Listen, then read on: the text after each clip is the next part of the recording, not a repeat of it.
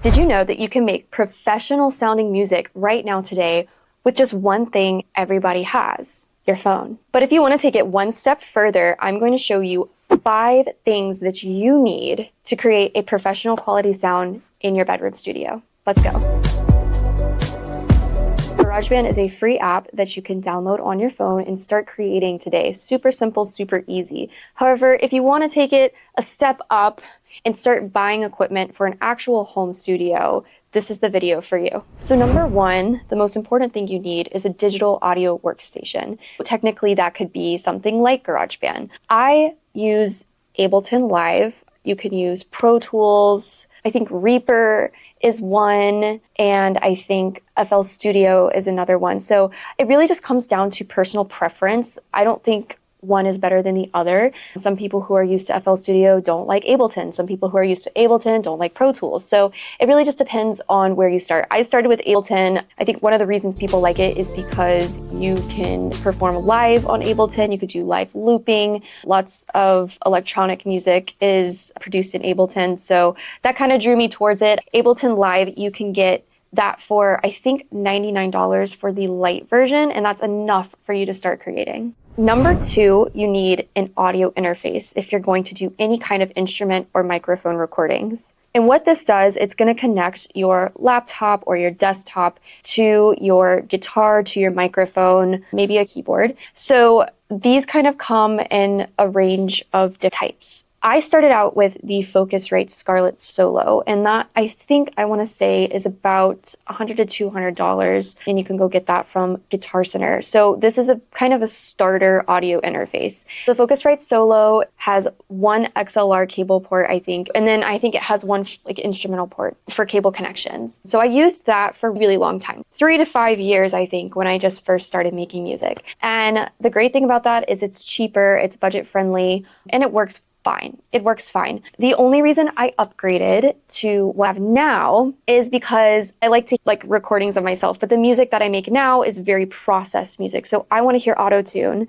on my vocals. I want to hear my voice processed going into the digital audio workstation. However, I can't do that with the Focusrite because I have to go through Ableton and then back into my headphones, and that causes latency. So if you're someone who wants real-time vocal processing while you're recording, then that's when it would be time to upgrade to a little bit nicer audio interface. What I have now is the Universal Audio Apollo Twin. I absolutely love this. You can add effects in real time. There's no latency. It is a little pricier, so I don't recommend starting with it. I recommend starting with, if you're new to this, just starting with something cheap, simple, that just gets the job done, and then upgrading as you go, based on what your needs are. But the Apollo Twin, I really like that. So it has instruments. I believe you can plug in 2 XLR cables. You can hook up to your speakers, and then it has headphone jacks. Lots of things. I'm still learning about this audio interface, but it comes with a software where you have compressors and EQs, and then you can make your vocal chain.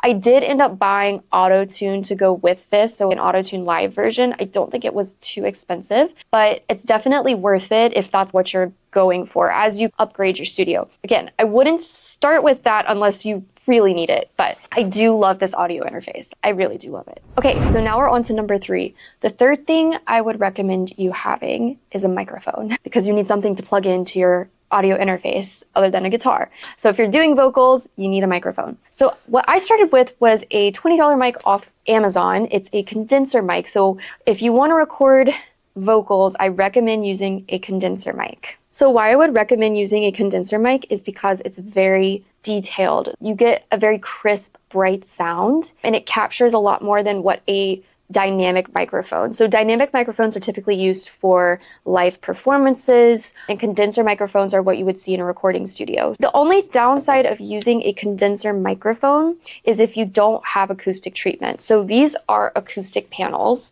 and that kind of brings me to my next point, but first I'm going to talk about microphones. The problem with condenser microphones is that they pick up everything because they are so sensitive to all the small details. They're going to pick up room noise. So for example, here I have a fish tank right over there with two little baby goldfishies. And I'm in my living room actually. So I'm surrounded by curtains. I have the washer and dryer over there. The kitchen's right over there. So if anything is happening in the apartment, then that condenser mic is going to pick it up. So I don't actually use my condenser mic. But when I do use it, I love to use it. So I'm going to show it to you. So my first condenser mic I bought was the $20 one from Amazon. The second one I bought is this AKG C214. So this is more of a budget mic. It's more budget friendly than some of the mics that you would find on the market right now. And it's a good condenser mic. It's a good quality mic. You can probably find something cheaper, but this is what it looks like. So it comes in this case, and then it has a little holder thingy that sits in here, and then you can put it on your mic stand. It also comes with, I want to say this is like a windscreen. Is that correct? That you can put over that. So I occasionally use this depending on the song I'm recording. When I'm recording bright pop vocals, I like to pull this out and I like to use it. But whenever I'm not recording that or wherever I'm doing demo, actually majority of my songs are recorded on a Shure SM7DB because it's set up, it's ready to go. I have it on a boom stand, so it's at my desk. I can just talk into it, I can sing into it. So this is why I use it, because it's just so convenient. And also dynamic microphones, they don't capture as many details. A lot of my songs, I do heavily processed auto-tune Tate McRae vocals, and I don't really care about the details that much. I'm not too concerned. It depends on the song, but it still will pick up background noise. If there's a lot of noise happening wherever you're recording, it's going to be picked up. At that point, there's some things that you can do in your software, but I would recommend the setup is what matters most. So make sure everything's quiet as possible. Make sure you have some type of acoustic treatment. But anyway, I love this mic. It's great. You'll see it everywhere. I found it because of TikTok and YouTube. Everybody's using this microphone. It's good for podcast. So I definitely recommend this one. The SM7DB is the one that comes with a preamp built in. So you can buy another version of this. It's a little cheaper, but it doesn't have a preamp. You're gonna need that if you're gonna record vocals. I recommend having this one so you don't have to buy some separate gear. But regardless, overall, if you're gonna record with a $20 mic, a dynamic mic, a condenser mic, you need to have good acoustic treatment. And that brings us to, I think we're on number 4. So number 4 is acoustic treatment. So you don't have to go all out. You don't have to go crazy. You could just use something simple. You could even, actually, now that I think about it, if you have a closet with a bunch of clothes and you're cool with just singing in the closet, like that could be enough for what you need because the clothes will dampen out the sound. You could also do is just buy their foam panels. You can get them off Amazon, get them for pretty cheap and just stick them on your wall and then just sing in your closet. That's what I did for a long time. I still use the condenser mic and I was singing on my laptop. So I had my laptop in the closet with my condenser mic.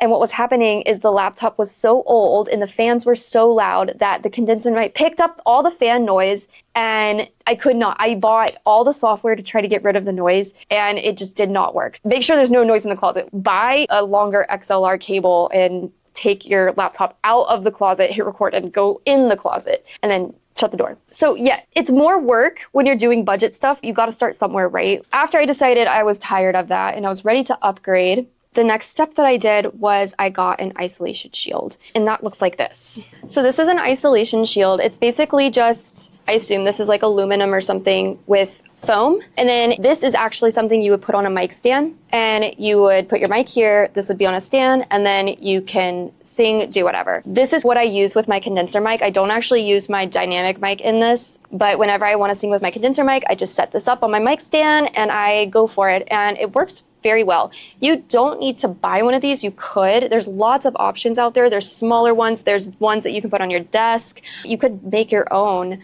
I have done that in the past. If you don't want to spend any money, well, you'll have to spend a little bit, but you can make your own. There's ways we can work around this, but definitely recommend. These are game changers. I've seen a lot of singers record their songs in a house with their little microphone, and then that's all they need, and it's professional sounding audio. So yeah, When I'm recording with my dynamic microphone, I typically just have these panels, these acoustic panels, and I bought these off Amazon, and that's about all the acoustic treatment. Also, if you have a hardwood floor, I recommend getting a carpet to dampen the noise. I have curtains everywhere, all around. You can actually get noise canceling curtains, but those are expensive. I don't have that. If you enclose the room just enough and put up enough stuff on the walls, it should help with the acoustic treatment of the room. So make sure your setup is good, make sure you have no background noise, at least minimal background noise, because we can always put a noise gate on our audio. Or as long as our microphone gain is higher than the background noise, you can cut out the background noise. So that is the acoustic treatment.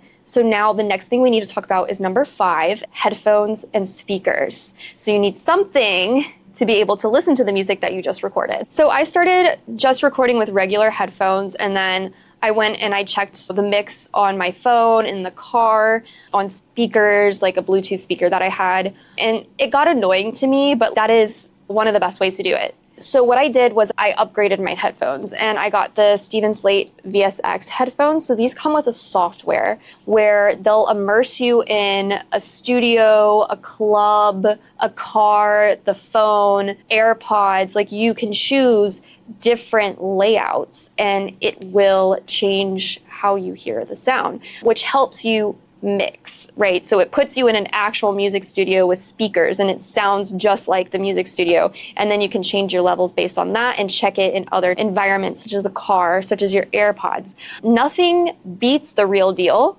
Definitely, if you get these, like, definitely double check, right? Because it's not 100% accurate, but it gets pretty close. If you do not want to spend money on headphones like these, there are other tools that are a lot cheaper, potentially free. I know of some softwares you can download and it will also do the same thing. Definitely not as high quality, but it gives you an idea and puts you in the ballpark of where's your mix sitting. Nothing is as good as doing the car test, though. Nothing is as good. Nothing will tell you if your mix sucks like a car test.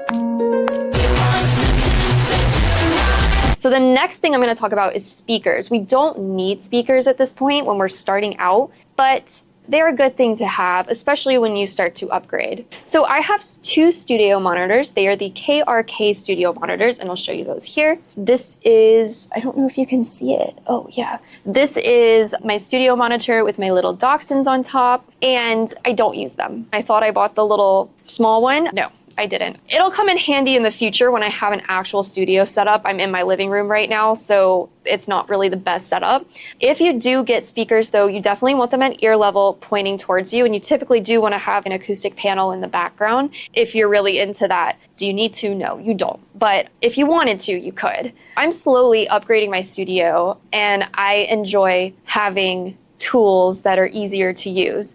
You definitely do not need any of this to start. You just need the basics, and the basics are, what are the basics? You need your digital audio workstation, you need your audio interface, you need a microphone, you need headphones, and then you need some sort of acoustic treatment so you're not getting all this background noise. Now, I'm going to let you know one last thing, which I didn't mention earlier, that would help a lot with starting music, and that's a MIDI keyboard. So I didn't have a MIDI keyboard starting out. I had my laptop and I had a mic and an audio interface and headphones. That's it. So I had to manually put in the notes. And I know a lot of producers still do that. They manually put in the notes. But I am a pianist, so I'm very familiar with a keyboard. What I would recommend is, if that is you, I would get a MIDI keyboard, and you don't need to get anything crazy. This is the one I have. So I have the Novation Launch Key Mini. It's a very tiny keyboard, and it doesn't take up a lot of room.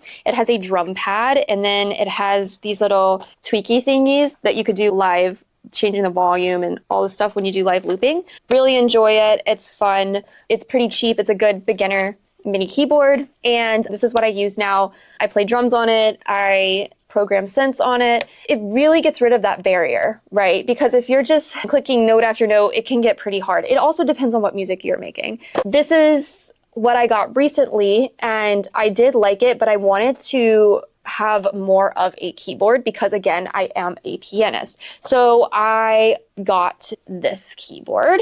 I'll show it to you. So this is my next MIDI keyboard that I bought. This is my main MIDI keyboard. It is the Roland FP30X. It's a full-size keyboard, and then you can connect MIDI to your digital audio workstation and have a full-size piano to play around with. And you can see I got it and I brought out my classical music that I used to play a lot that I don't play anymore, but it's been a lot of fun. So I would recommend getting a keyboard. I would recommend getting a full-size keyboard whenever you want to make that upgrade, because it is nice, especially if you are a pianist, but it just gives you a lot more freedom. All of these upgrades just give you more freedom, but anything that you do is not impossible. Like, you can make it work, right? We can all make it work. It's just how easy do you want it to be? So that is it. That is my studio. That is what I use. So yeah. And again, start small. Use GarageBand, use the tools you have, because the best way to start learning and to start music is just to do it. You could buy all the equipment in the world and still suck. So the technology and equipment you have does not make you a good producer. What makes you a good producer and an artist is to just do the work, learn, and get better. And you can do that with any equipment you have. As long as you have a phone, you can start. So remember, the most important thing is to just start. Gear can come later. So thank you for, I need a call to action. So if you found this video helpful, make sure to like and subscribe if you haven't already. And remember to leave a comment and let me know what kind of studio gear that you have and what you use for making your song. And check out this video if you, let's see what video. Yeah, comment what kind of gear you use in your music production. I'm curious.